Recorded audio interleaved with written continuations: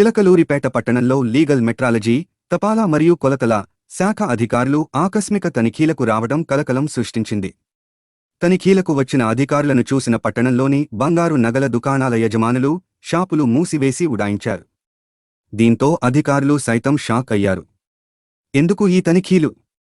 బంగారు దుకాణాలలో వినియోగించే తూనిక యంత్రాలు, త్రాసులు సరిగా పనిచేస్తున్నాయా లేదా? వాటికి సరైన ధృవీకరణ ఉందా? కొలతల్లో లోపాలు ఏమైనా ఉన్నాయా అనే అంశాలను పరిశీలించేందుకు లీగల్ మెట్రాలజీ శాఖ అధికారులు పట్టణానికి వచ్చారు.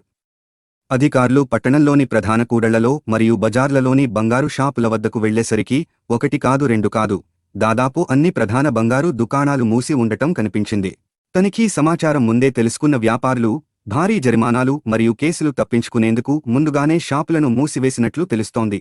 మార్పు కోసం మనం సైతం మీ సురేష్ బాబు ముఖమాటం, editor in chief, media buzz Telugu news channel Andhra Pradesh.